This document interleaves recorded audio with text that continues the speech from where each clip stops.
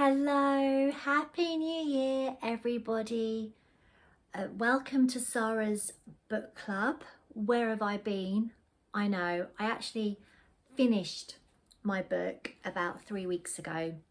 Sara's Story, it's called. When I first saw it, which was at a little charity stall outside a shop near where I work, I thought it said Sara's Story and I didn't buy it straight away, and I thought, oh, when I've got some change I'll go back and get it. So when I went back I saw that it was Sara's Story. That's okay, I can cope with that. But also what I liked about it, and they say never judge a book by its cover. I do when it comes to books. There's a narrowboat on it, and husband and I have a narrowboat. So that was a big indication of positivity for me. Anyway, I finished this book, Sara's Story, and what it says on the front: will she ever have the family she longs for? That's for you to find out. It's one of those books where it's escapism. Can't even get that word out. Escapism. It's set in the 1800s, written by Lynne Francis, and yeah, it's beautifully, you can just imagine the scenery, the locations, the greenery, everything it describes in your head. You can just imagine it, and it's very simply written, which I like, and it's quite thick. It's quite a thick book for me. It's one of my, I think I mentioned on my last vlog, when I go commuting, I love reading, and that's my time. So this has come with me to every audition, interview, meeting, whatever. This has come with me on the train, bus, and I've even occasionally just sat somewhere and read it.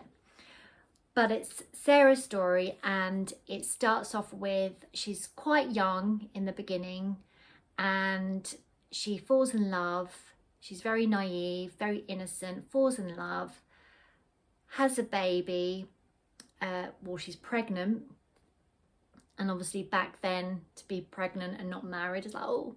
So there's this whole story that follows that, and the guy that she falls in love with is not what he seems, but you can't help but like him. He's a bit of a character. So I really would actually recommend this if you just want to get lost for a while. It's a very pleasant, enjoyable and calm book, and the ending is just one of those endings where it's and what I was interested to know afterwards, it didn't sort of connect with me initially, but she has 2 daughters, I think. Anyway, the daughters have books, so you get to find out their stories if you buy the next 2 books. So that's really, really good, and I love a series like that. So that's Sara's Story by Lynne Francis, and if you like narrowboats, there is a mention of narrowboats. It's not like the main concept of the book. I'd say the main concept is family life and how this young girl gets through all the little adventures that come her way from being such a naive and innocent teenager. So I'd like to go on to talk about the Petra Experiment, and that's my own book, and that's going to be a series. I finished writing my first book, Petra Experiment, The Petra Experiment. I finished writing it over Christmas, and I'm just currently editing it.